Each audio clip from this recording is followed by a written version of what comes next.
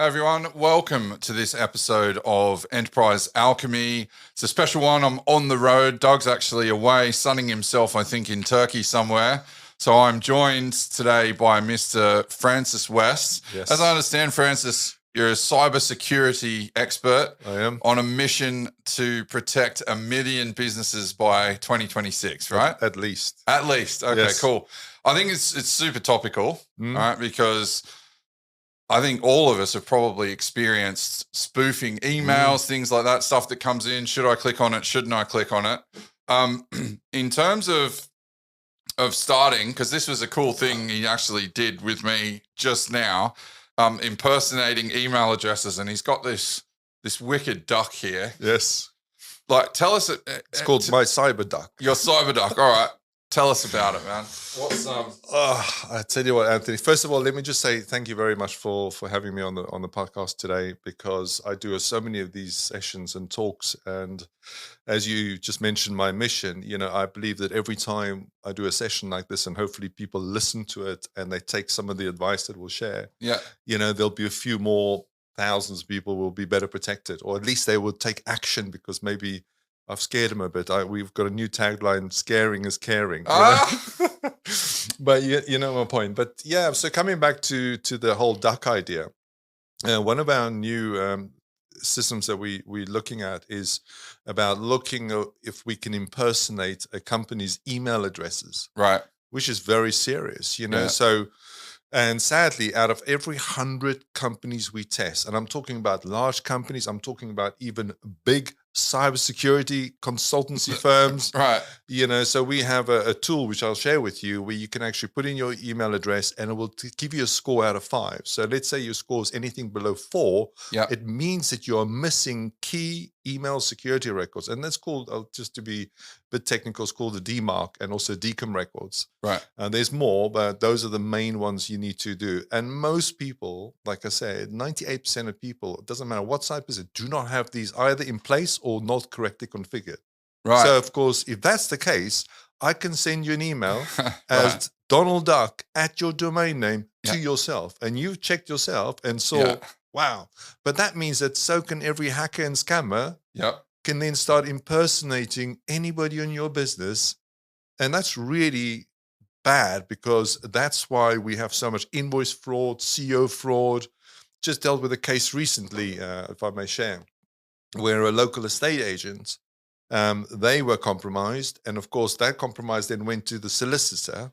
And then guess what? This young gentleman, he's 22 years old. His name is Jack. He's actually a friend of mine's sister's son. I'll give you the short version. So at the last minute, the payment details for his deposit of his house was intercepted, and this young man paid £47,000 directly into the hacker's bank account.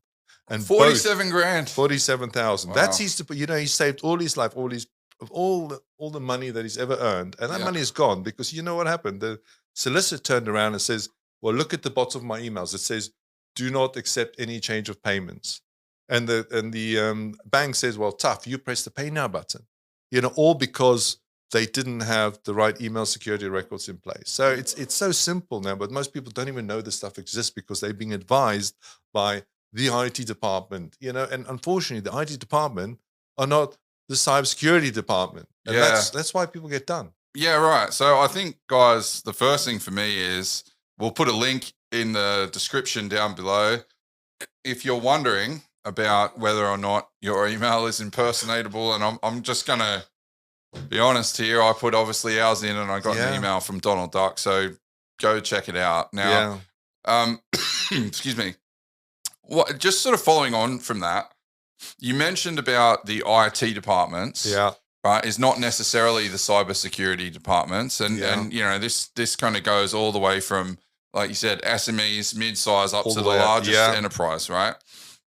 Tell us a bit about that. Like, why do you sort of advocate for a bit of a split, if you like, division, let's call it, of responsibility between, let's say, the IT department and head of IT versus the cybersecurity element? Well, it's simply because they are so busy. Normally the IT department or IT company, they're so busy just dealing with normal IT issues, whether it's new projects or implementation of new online systems, that they don't have the time to invest in getting up to date with, number one, what are the best IT or cybersecurity services out there. When I last checked, and I'm not joking, there are 12,500 different cyber solutions or services for businesses in worldwide. Yeah, right. So where do you start? So unless you eat, sleep, and breathe the stuff all day long, and you have a separate department that can actually, do the research, do the testing,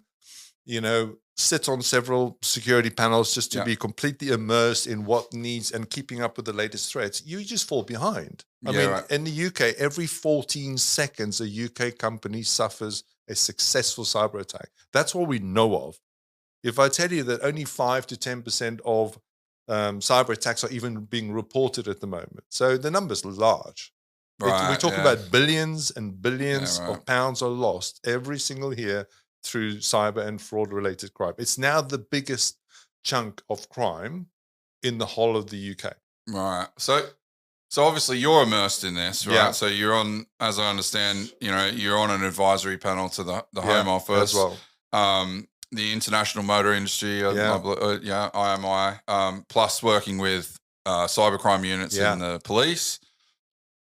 Without naming names, can you give us a couple of stories of things where they went wrong, and maybe a couple of, or one or two stories where things went well, and like what the impact is? Because I think we all kind of in our heads, we're kind of like, okay, this is an issue, right? And we know that the potential consequences, but there seems to be somewhat of an apathy to action. Yeah, there is. Right? And unless something bad happens, and obviously we want to get it before it happens. Yeah. So, what are some of the ones, I'm just curious, some of the ones you've seen where it's been really problematic? Well, you mean from an attack point of view? Okay. So again, I can give you so many different case studies because we deal with, on a bad week, we probably between 12 to 20 new cases. Right. So, and we're not even that well known, but hopefully after today we will be. But yeah, I mean, let me think about a recent case. Just down the road from us, and it was on BBC News, where literally 1 mile from our office in Apsley in Hertfordshire, where the CFO, again, no email security in place. Email came in, clicked on the link, and he was somehow convinced to transfer the money from the existing bank account into another. They lost 1.6 million in 20 minutes. It was all over the news. I won't mention the name. So that's really, really bad. And, one of the guys who actually works for the company, I know very well because our sons used to go to school together. Right. And guess what? In December, they had 0 pay rises and 0, bonuses. Yeah. Because they lost all this money. And the bank, it's 1.6 million. It's 1.6 million, and the bank, a big one. This is public news. Barclays, which I bank with, they refused to pay out. Right. And the problem is now, if we just take that further, so the impact it has had on the reputational damage on the business, because now, an area that if we've had time, talk about supply chain. We're all part of the supply chain, aren't we? Yeah. You supply your customers, customers supply you. So we all part of the supply chain. So now a lot of these suppliers don't want to do business with them anymore. And I don't blame them because, and never mind the customers. So that amount of money that's been lost, and they've been around since God was a boy, right? So now, overnight, you've just lost all that goodwill that you've been building up because one person clicked on a link and because they didn't invest in the right people to look after their cybersecurity or the right services because they didn't know. They had a local IT company that was looking after them. And then they try to blame the IT company. And my response is always the same. Don't blame the electrician when the roof starts leaking. Yeah. Do you know what I mean? Because this is, again... Don't blame the electrician when the roof starts leaking. I love that. Yeah. Okay, it's a different discipline. Yeah, okay. Yeah. When, God forbid, your son or daughter needs heart surgery, do you go to the local GP? No. Or do you find somebody who can actually specialize in the stuff that can fix the problem? Yeah. Do you know? And it's and that's what I'm trying to achieve with all the panels that we serve on. Right. Is to to let, doesn't matter what size the business. So please take this seriously and start splitting the function up and find people that actually know what they're talking about when it comes to this. Because this, one of my new questions I ask people, so your business is doing so well. They go, yeah, so what? So well that you can lose every single customer that you have right now. Oh, no. I say, okay. And then you see their face drop. Yeah.